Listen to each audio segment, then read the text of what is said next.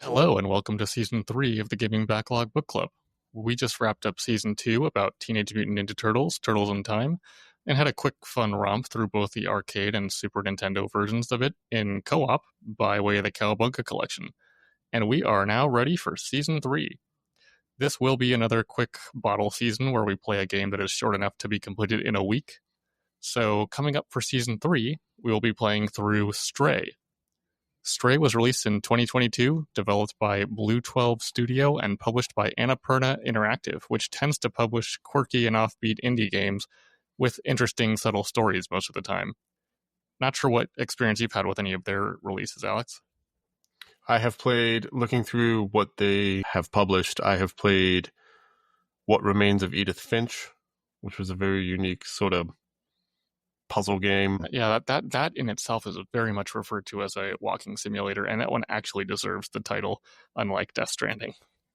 Yes, from what I remember, yes, it does. Other than that, I don't think I've played much. I've heard of Outer Wilds. I know that's a big, like one of their bigger titles. That's something that's been on my backlog to play, so right, that might be one to play later. Right. I've played Journey, Donut County, Flower, and What Remains of Edith Finch. My backlog also has other Annapurna published games, Ashen, which is a cartoony Souls-like, Cocoon, Lorelei and the Laser Eyes, Neon White, 12 Minutes, The Pathless, Kentucky Route Zero, and especially Outer Wilds, which, yes, is supposedly one of the best puzzle games, time loop games, examples of video games as an art form, and definitely best to go in blind is what everyone seems to say. I've watched a review of it. I know that the expansion DLC is supposedly amazing, so play it all as one package. That might be a future game for the podcast. Yeah, it could be, definitely. Kentucky Route Zero and Donut County are two other ones for me, just personally on my backlog, that I also would like to try. Yeah, I think they have a good sort of suite of interesting indie games, and it's nice to get through something a little bit more relaxed in many cases, or indie's a great place to play puzzle type games as well. So Stray is a 3D platformer of sorts. I feel like it flew under the radar a bit when it released, but I've had my eye on it and I'm curious to give it a shot. The very simple setup of the story that I've seen is that you play as a stray cat that ends up in a walled city full of robots and machinery and tries to return back to the surface. So I guess the setting is somewhat underground. I don't know if there are any actual humans in here, but that's about as much as I know. Outside of that, what do you know about this going in, Alex? I don't know, just probably about the same amount as you. I don't know too much. I do remember seeing, like, for a trailer or a very clip of it when it first came out, which was quite sad, of the cat that you play as, like, with his friends and his buddies, and then all of a sudden he kind of, like a pipe, he's walking along a pipe and it breaks and he falls down into like a sewer.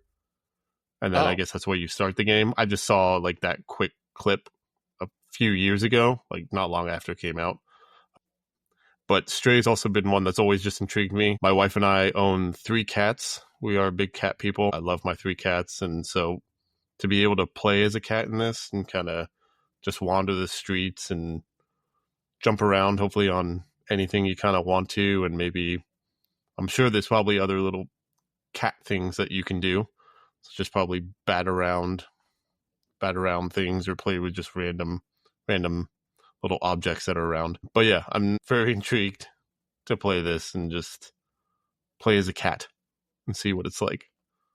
You want to share your cat's names, Alex? Sure. Yes, my cats are Sherlock, Watson, and then our youngest one is Marmite. Cool. Yeah, on my end, I haven't had a cat in a long time, but back when my sister was 6 years old, she asked for and received a cat for her birthday. It was around with us in the family forever across multiple moves and coexisted with our eventual dog.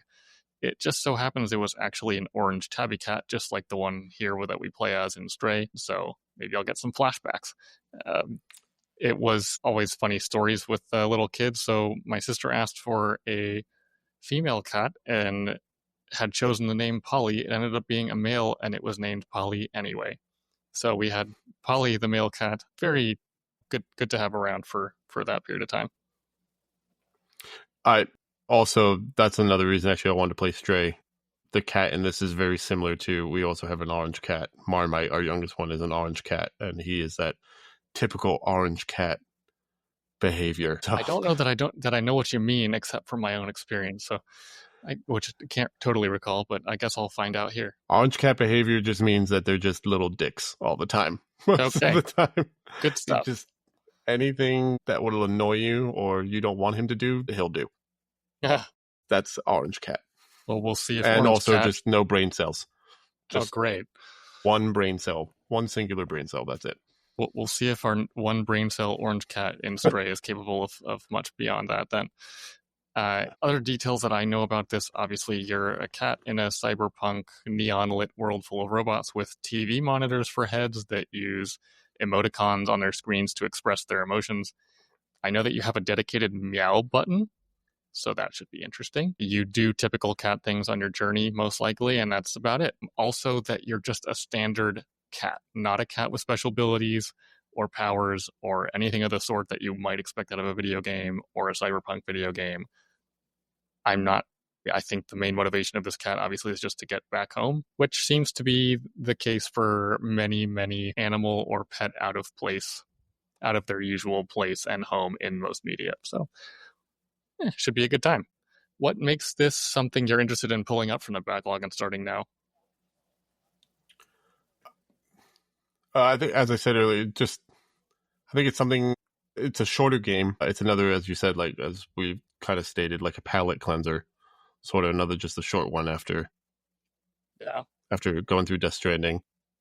Yeah. Also, just being a cat owner, it's just this game has always just been intriguing to me. Right.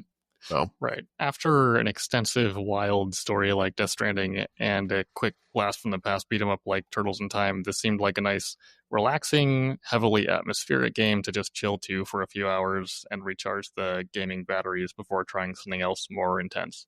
Also, meowing at robots in a moody city seemed like just the right ticket for that.